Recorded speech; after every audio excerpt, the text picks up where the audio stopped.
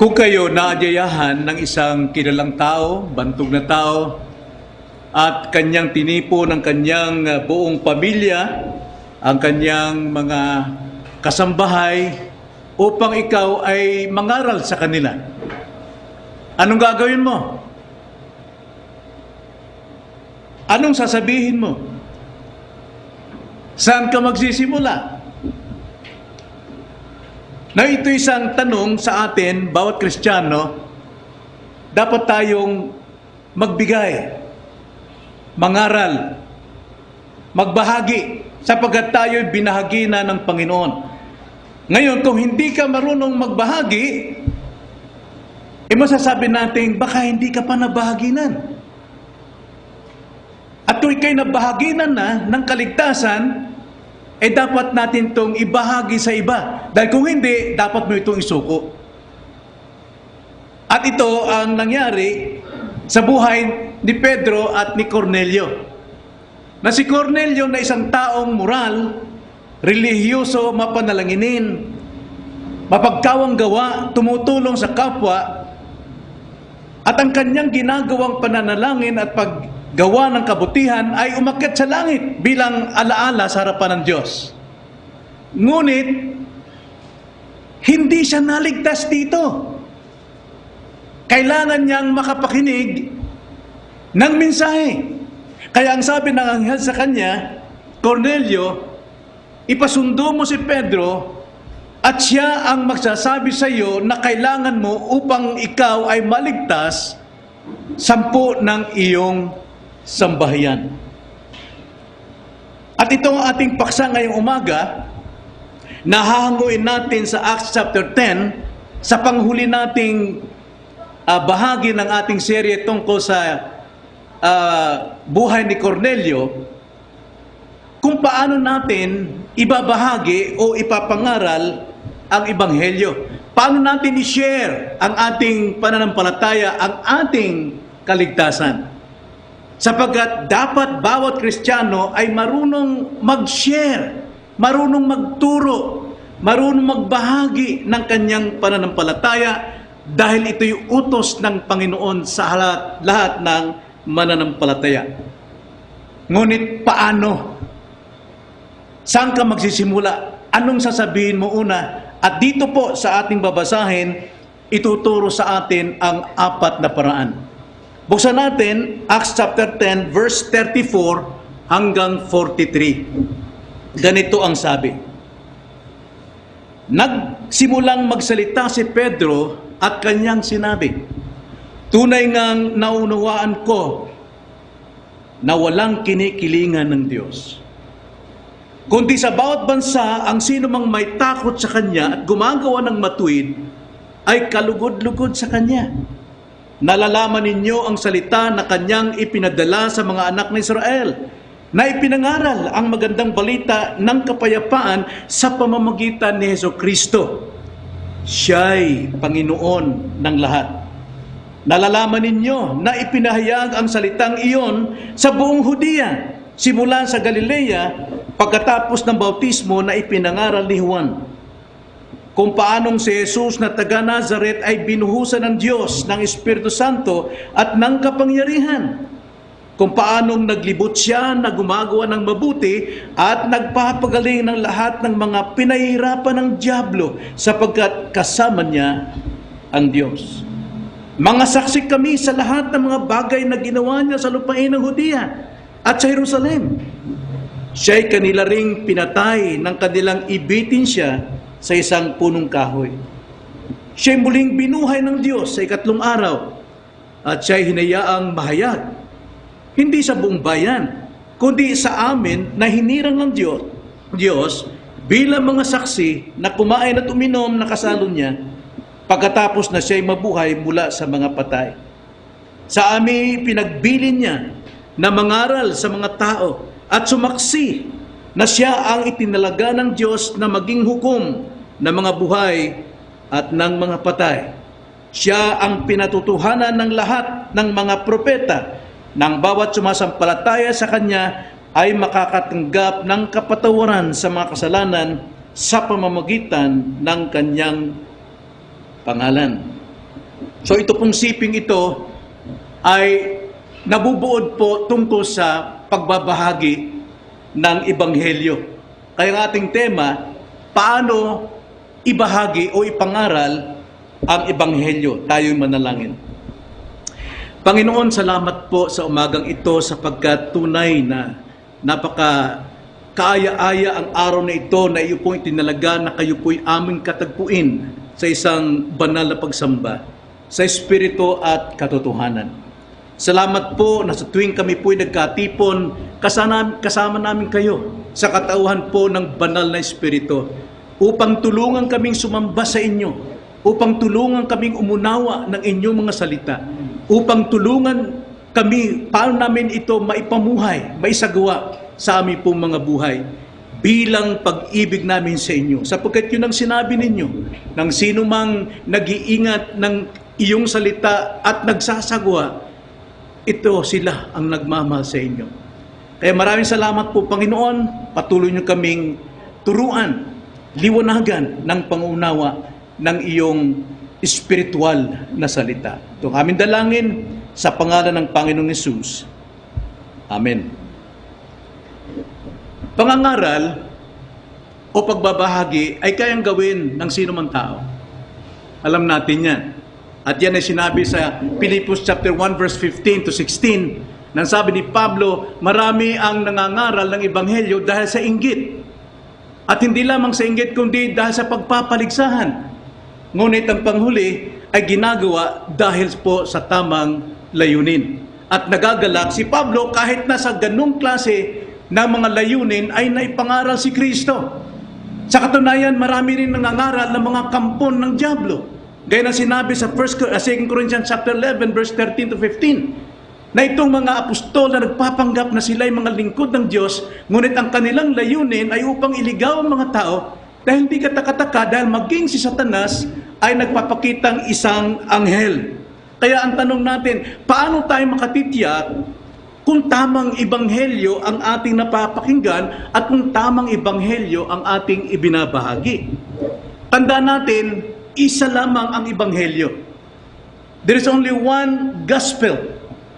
Ngunit marami ang sumisira nito, marami ang mga nagbabaluktot dito, kaya lumalabas may ibang ebanghelyo. Ang sabi ni Pablo sa Galatians chapter 1 verse 6 hanggang 10, nakapagtataka ako'y nabibigla sa inyo, bakit kayo umiiwan sa dating tumawag sa inyo at kayo sumunod sa ibang ebanghelyo? Walang ibang ebanghelyo kundi mayroong mga taong nagbabaluktot upang iligaw kayo. Kaya ang sabi ni Pablo, sumpain ang gumagawa nun. At kanyang pinakatwiran kanyang sarili sa mga ibang mga lingkod, ako ba ay nagbibigay lugod sa tao o ang Diyos? Sapagkat ang mga taong ito, sila po'y nangangaral upang bigyan ng lugod ang tao upang sila'y makinabang. Maakit nilang mayayaman, mayroon silang pagtatangi. At dahil dyan, si Pablo po ay hindi po nalugod sa ganitong mga gawain. Now dito sa chapter 10 ng Acts, sa kasaysayan ni Pedro at kay Cornelio, makikita natin kung paano ipinapangaral ang ebanghelyo. Paano ito ibabahagi sa ating buhay bilang Kristiyano? How do we share our faith? Paano natin ibabahagi ang ating panampalataya? Paano tayo magsimula? Saan tayo magsisimula? At sino ang dapat maging sentro sa ating pagbabahagi ng ebanghelyo? Now, dito may apat na paraan. May apat na paraan. Babanggitin ko ang apat na salita at ito ipapaliwanag natin. Una, sa pagbabahagi mo ng salita ng Diyos o ng iyong panampalataya, magsimula ka sa Diyos. Ikalawa, ipakilala mo si Kristo. Ikatlo, ipatutuo mo sa iyong karanasan. At pang-apat, gawin mo ayon sa tagubilin ng Diyos. Diyos, Kristo, karanasan, at tagubilin. So una, paano natin ibabahagi ang ebanghelyo? Magsimula tayo sa Diyos. Magsimula tayo sa Diyos. Basahin natin verse 34 to 35. Ganito ang sabi. Nagsimulang magsalita si Pedro at kanyang sinabi, tunay ngang naunawaan ko na walang kinikilingan ng Diyos, kundi sa bawat bansa, ang sino mang may takot sa Kanya at gumagawa ng matuwid ay kalugod-lugod sa Kanya. At sabi ni Pedro, tunay ngang naunawaan ko na walang kinikilingan ang Diyos. Diyos ang naging bahagi sa unang pagbabahagi ni Pedro. Kanyang binigyan ng diin kung sino ang Diyos. Wala siyang kinikilingan. Bakit po? Sapagkat ang Diyos ang lumikha sa lahat ng tao. Ang Diyos ang lumikha ng babae at lalaki ayon sa kanyang wangis at ayon sa kanyang larawan, sa makatuwid, wala siyang kinikilingan. Sino mang tao, anumang uri ng tao, anumang kulay ng tao, itim man siya, pula man siya, puti man siya, dilaw man siya, kayumanggi man siya, walang kinikilingan ang Diyos sapagkat sila'y nilikha ng Diyos ayon sa wangis at larawan niya. Yan po ang sabi sa Genesis 1:26. At hindi lamang yan, ang sabi pa sa verse 35, bawat bansa, pag sinabing bawat bansa, lahat ng uri ng tao, ang ebanghelyo ay para sa kanila. Na bilang tayo po mangangaral o tayo magsishare, yun ang lagi nating ilalagay sa ating isipan, na tayo po'y magbabahagi, na tayo po ay may pagkakilala sa Diyos, na wala tayong kinikilingan. Wala tayong pinipiling mga tao. Wala tayong pinipili kung gaano ang dami, bilang 1 o 10 o 100. Marami pong di makapag-share pagka kukunti lamang. Pero mayroon pong mga totoong nag-share kahit 1 lamang. Sapagkat ang sabi nga sa Luke, 1 kaluluwa lamang ang magbalik loob sa pagsisisi, buong kalangitan ay nagdiriwang. Hindi mahalagang marami ang iyong babaginan. Ang mahalaga, paano mo ibinabahagi ang iyong kaligtasan, ang iyong pananampalataya. Napakalaga po nun. At ang sabi po rito ni Pedro sa verse 35, kundi sa bawat bansa, ang sino mang may takot sa Kanya at gumagawa ng matuwid ay kalugod-lugod sa Kanya. Now, tignan natin, mayroon bang pagtatangi ang Diyos dito? Na yun lamang karapat-dapat tumanggap ng Ebanghelyo ay yung mga may takot sa Kanya at gumagawa ng matuwid at kalugod-lugod sa Kanya? Now, alam natin ang context dito, ito'y tumutukoy kay Cornelio. Na si Cornelio, bagamat siya isang mabait, isa siyang moral na tao, siya'y may takot sa Diyos, siya'y nananalangin, siya'y tumutulong sa kanya, sa kapwa. Verse 1 hanggang 4, makikita natin. Pero, kailangan pa rin niyang kaligtasan sapagkat ang kanyang pangangailangang kaligtasan tulad din ng pinakamasamang tao sa daigdig. Isa lamang ang dahilan kung bakit maligtas, lahat ay makasalanan. Na alam natin, ito pong mga taong ito, bagamat mabuting tao ito si Cornelio, kailangan niya ng kaligtasan. Kaya wala tayong dapat itatangi. Gaano man ka taas ang taong dapat mabaginan, ay kailangan nating bahaginan. Now, ito yung original talaga na layunin ng Diyos. Nung nilikha ng Diyos ang tao, pinaghandaan siya ng paraiso. Pinaghandaan siya ng mga pagkain, lahat ng pagkain. Ang layunin at plano ng Diyos na ang tao kanyang nilikha ay magiging masaya, maligaya, enjoy, kasama ang presensya ng Panginoon. Hindi sila nagkakahiwalay. Yun ang layunin. At maging nung magkasala ang tao, ang layunin pa rin ng Diyos, tinatanggap niya ang mabubuting gawa. Ang mga may takot sa Kanya, nalulugod sa Kanya. Yan ay hindi po pinipikit ang mata ng Diyos doon sa mga taong gumagawa ng mabuti. Doon sa mga taong reliyoso, sapagkat ito'y alaala sa Kanyang harapan. Pero hindi yun ang tagapagligtas. Kailangan niyang maligtas at yan ay si Cornelio. Si Cornelio. Kinalugdan ng Diyos ang kanyang mga kabutihan, ang kanyang kabaitan, ang kanyang pagiging reliyoso. Pero not necessarily na siya po'y automatically ligtas. Kailangan niyang makapakinig ng Ebanghelyo. At yun ang nais ng Diyos sa atin. Na wala tayong kikilingan. Kailangan nating humayo. Kailangan nating mag-share sa sino mang mga tao nandyan. Pinakamatigas man ang puso niya o siya man ay pinakamabait. Kaya kailangan pa nating i-share ang ating pananampalataya. Saan tayo magsisimula? Sa Diyos. Walang itinatangi ang Diyos.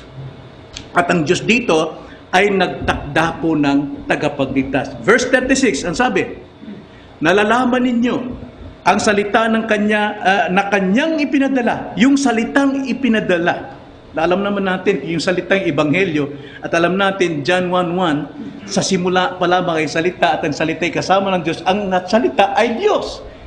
Ang Diyos sa kanyang layunin, dahil pagbagsak sa tao sa kasalanan, nagpadala siya ng salita. Nagpadala siya ng tagapagligtas. Kaya sabi sa 36, nalalaman ninyo ang salita na kanyang ipinadala sa mga anak ng Israel na ipinangaral ang magandang balita ng kapayapaan sa pamamagitan ni Jesucristo. Natanda natin yung salitang kapayapaan, hindi ibig sabihin tayo payapa. Salita dyan, ibig sabihin mayroon tayong access. Ibig sabihin, ang Diyos at ang tao, ang layunin ng Diyos ay may balik muli ang relasyon ng tao sa Diyos dahil ang tao ay nahiwalay nung sila'y magkasala. Namatay ang kanilang relasyon, namatay ang spiritual relationship ng tao, kaya hindi na nila kayang abutin ng Diyos. Walang hanggang pagkahiwalay ito. Romans 3:23, ang lahat ay nangagkasala at kapos sa kaluwalhatian ng Diyos. Sapagkat Ephesians chapter 2 verse 1, patay sa kasalanan ng tao at hindi maaaring magkarugtong. Pero ang Diyos ang gumawa, ipinadala niyang salita sa pamamagitan ni Kristo upang magkaroon ng kapayapaan. Mayroong peace treaty, may pagkakasundong muli.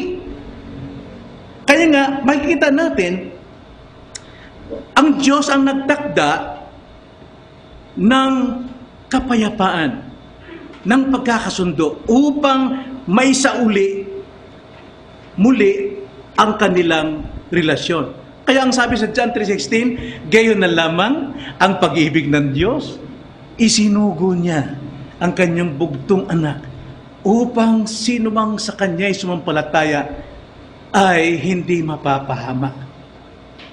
Mga kapatid, ang Ebanghelyo para sa lahat ng tao. Pero alam natin hindi lahat maliligtas sapagkat ang sabi sa John 3:16, sino mang sumampalataya. Yung salitang sino mang sumampalataya ay hindi po yan pangminsanan lang. Yan po ay nasa present active participle. Ibig sabihin, patuloy na sumasampalataya.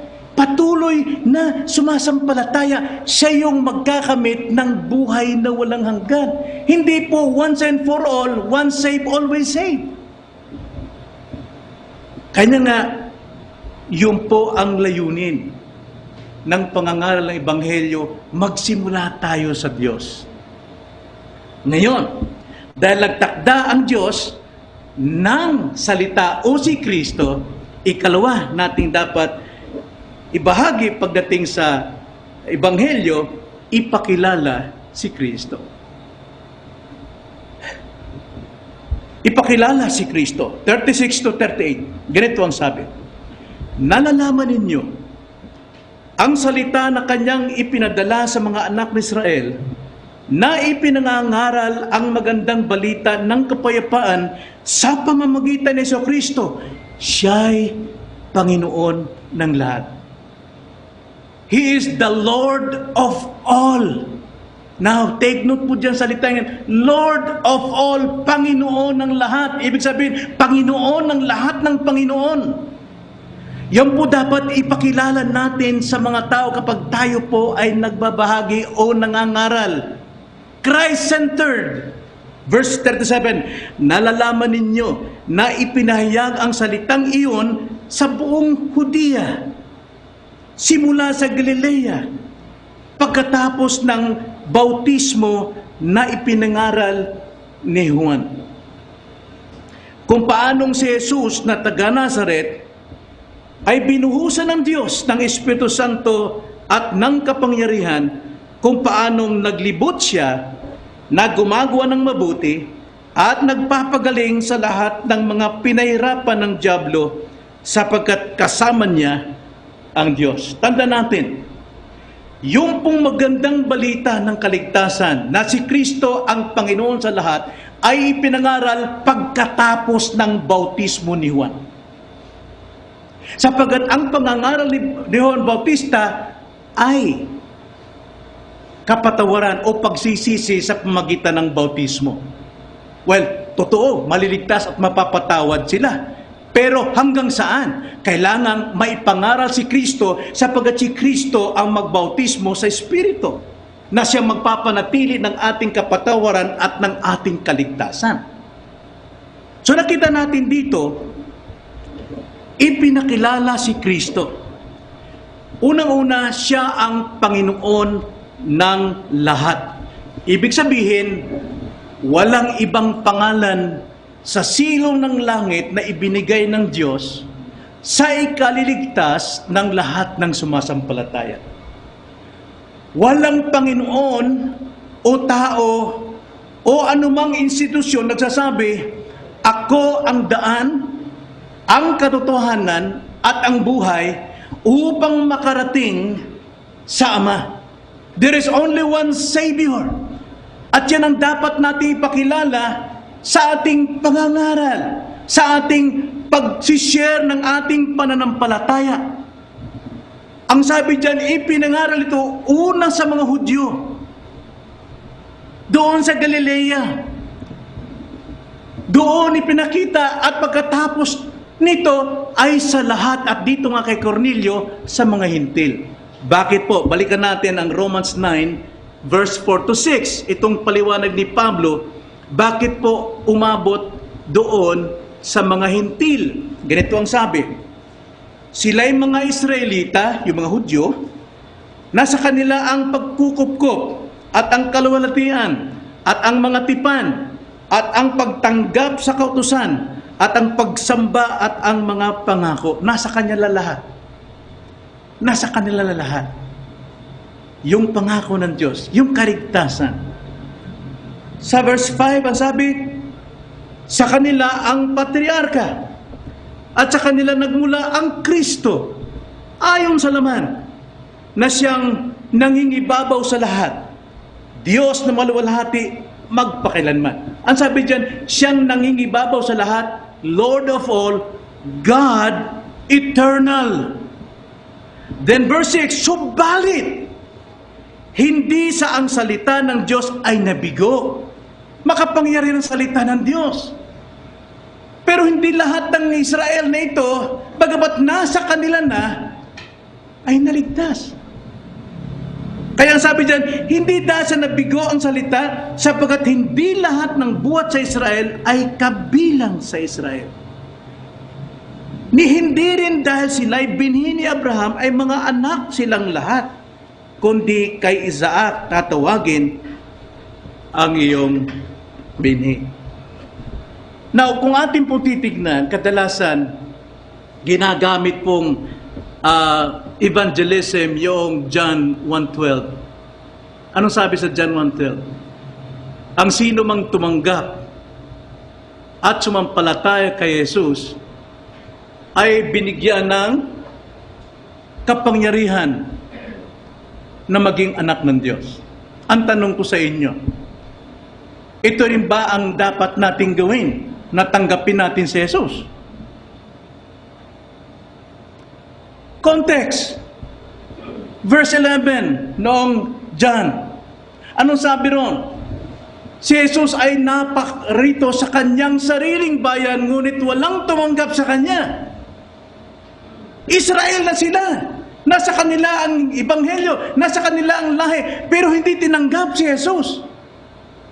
Pero, verse 12, ang lahat ng tumanggap sa kanya at sumampalataya, sila yung binigyan ng karapatan na maging anak. Sino yung tinutukoy na tumanggap doon? Ang mga Israelita, naniniwala sa kanila, talagang natatanggap literally, physically, sa kanilang bahay, sa kanilang buhay. Sa ating panahon, matatanggap pa natin si Jesus literally? Hindi. Kaya hindi natin pwedeng gamitin yon sa evangelism. Anong dapat natin pagkatapos po ng pangangaral ni Bautista? Anong pangangaral ng mga apostol sa Book of Acts? Repent and believe the gospel. Yun na yun. Ipapangaral mo, ibabahagi mo yung ebanghelyo. Hindi yung tanggapin natin sapagkat yung pagpanampalataya natin, alam natin, ang kabaliktaran niyan ay pagsisisi. Yung pagsisisi natin ay kabaliktaran niyan, ang kalikuran niyan ay pananampalataya. Kaya nga, sino mang sumampalataya ay maliligtas at mapapatawad dahil kasama ang pagsisisi. Kaya nga, ang tama pong ebanghelyo, itong ginawa ni Pedro. Hindi sinabi ni Pedro, tanggapin niyo si Jesus bilang inyong Panginoon at tagapagligtas. Patay na si Jesus nasa langit na Ang utos ng Panginoon, go and preach the gospel that whosoever believe shall be saved. Ano nga ba mga kapatid? Kaya wala pong altar calling. Hindi natin ayahan lumapit ka sa altar, tanggapin niyo si Kristo. Anong tatanggapin mo? Gagamitin yung Revelation chapter 3 verse 20. Ako'y nasa labas ng pintuan, kumakatok, at ang sino mang magbukas sa akin, ako'y papasok at makikipagsalo sa kanya. Na context, ano yung nandun? Iglesia. Ang iglesia po ay backslider, lukewarm. Mayayaman sila. Sila'y gumagawa ng lahat ng evangelism, ginagawa nila, pero patay sila. Sa loob ng iglesia, mga patay, hindi makarinig sa tinig ni Kristo, kahit na kumakatok si Kristo, para sila'y magsisi. Ang sabi ng Panginoon, isa lang. Isa lang. Sa kanila, sa loob ng iglesia, kahit sinong miyembro, pinakamahimang miyembro, magbukas sa akin, ako'y sasama sa kanya. So, hindi yun... Ang kailangan natin i-share ang gospel. Simula sa Judea, yun, hanggang sa mga Hintil. At itong ginawa ni Pedro kay Cornelio. Kanya nga, kung siya ang Lord of all, ang sabi ni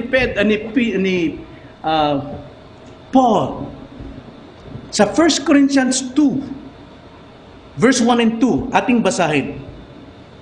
Mga kapatid, nang ako ay dumating sa inyo, hindi ako dumating na nagpapahayag sa inyo ng patotoo ng Diyos sa pamamagitan ng matatayog na pananalita o karunungan. Hindi siya gumagamit ng mga malalalim na mga theology, kumbaga.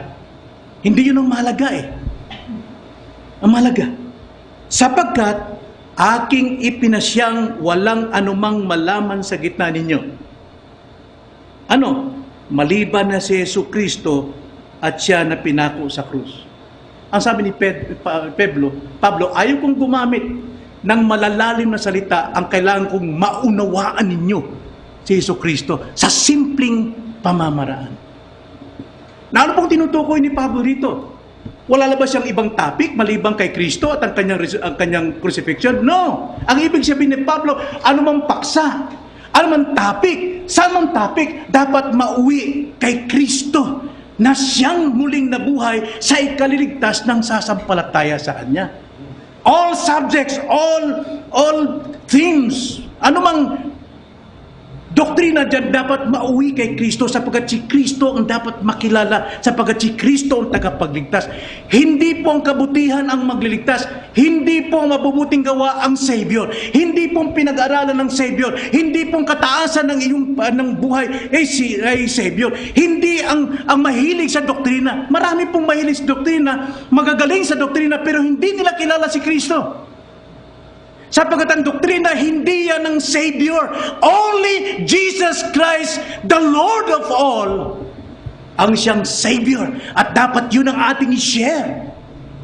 Upang sa ating pong paghayo, hindi tayo magpaparami ng attender, kundi tayo po ay makatitiyak may maliligtas sa atin.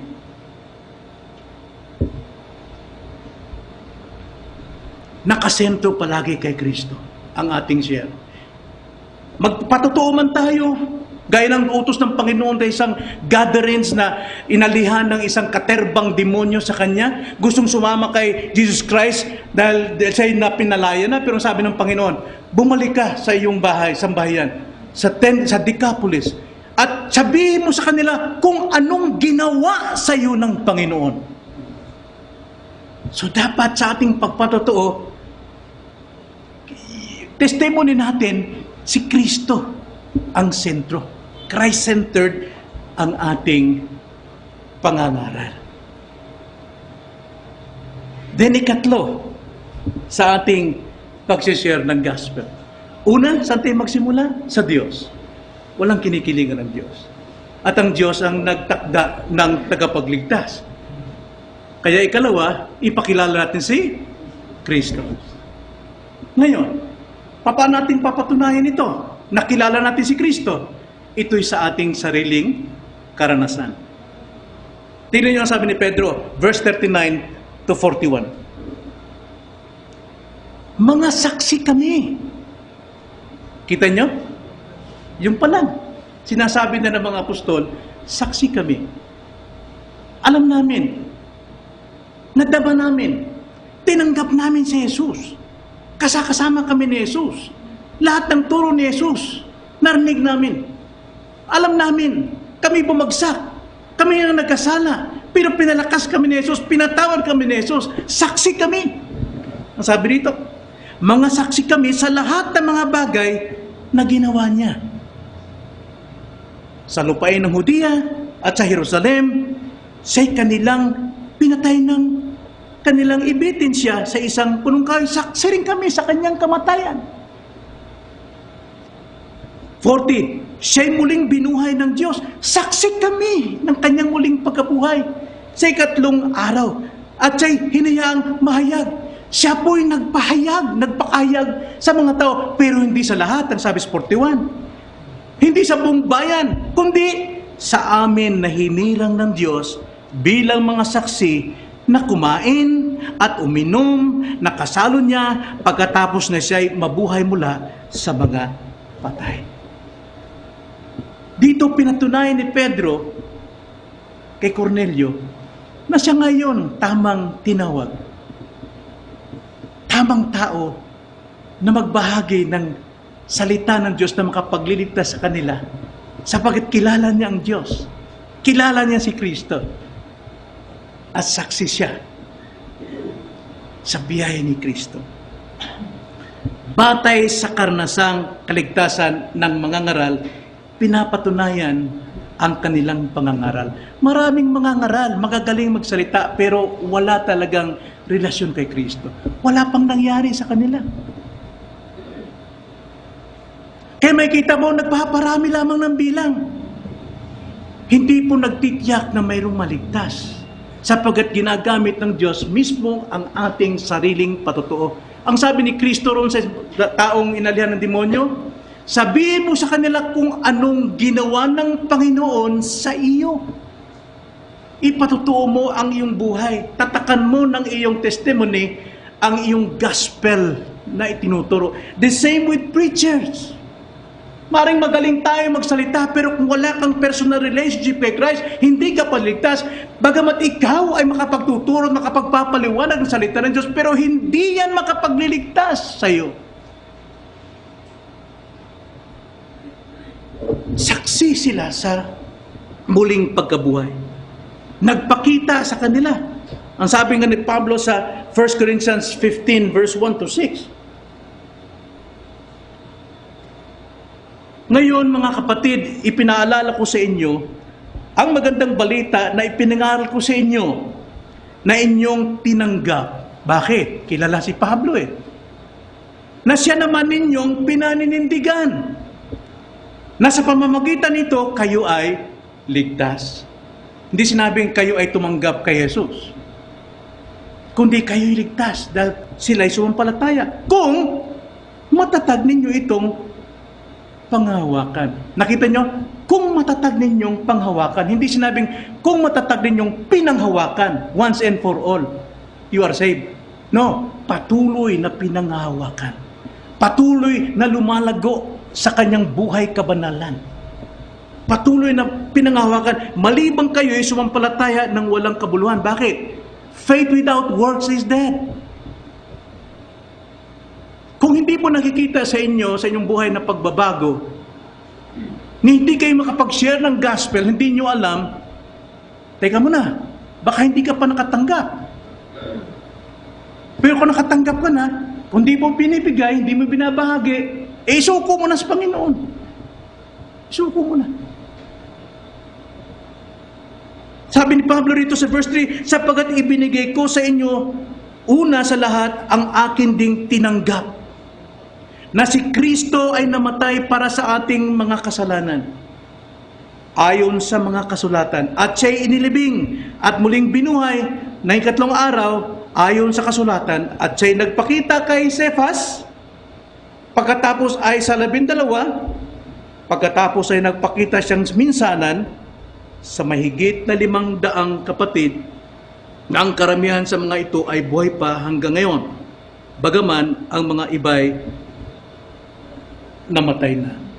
So ang sabi dito sa ating binasa sa Acts, nagpakita sila maliban sa kanilang mga pinili.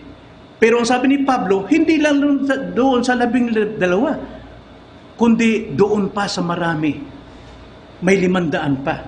At yan ay para sa atin. Lahat po na nakaranas na totoong kaligtasan kay Kristo, ay mayroon siyang karapatang mag-share. Sapagkat dinanas niya ang lahat ng ito.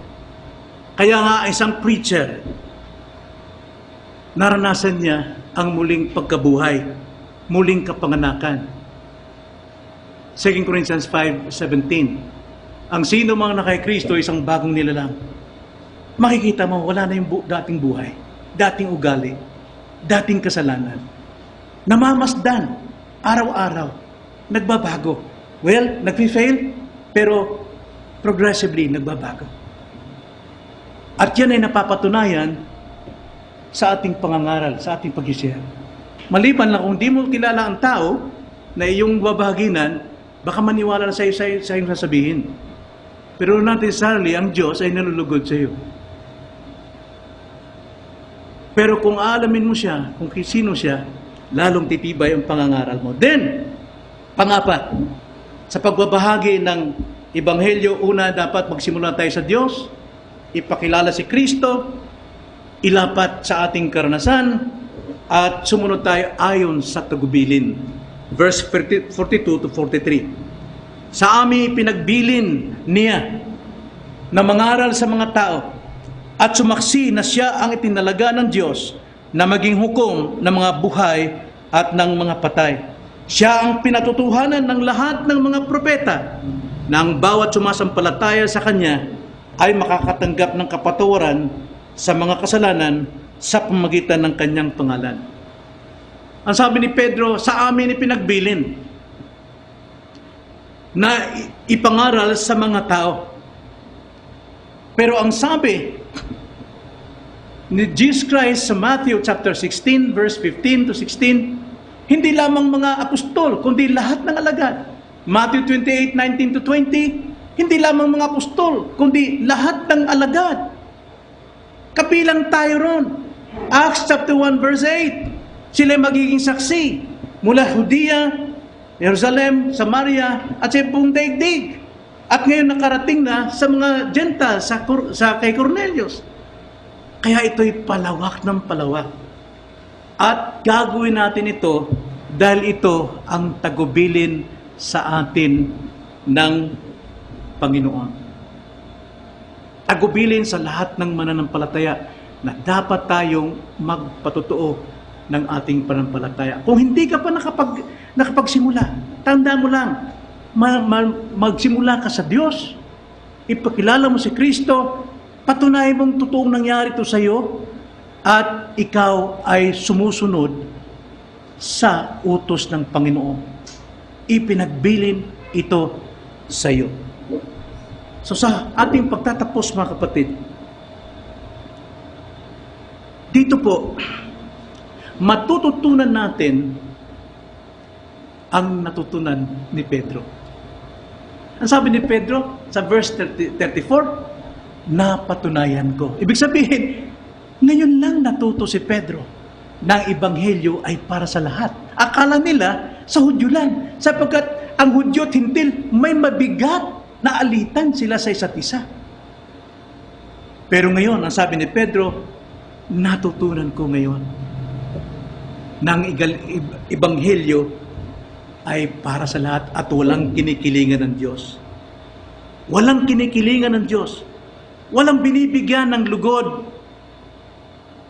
kung sino mang mga tao.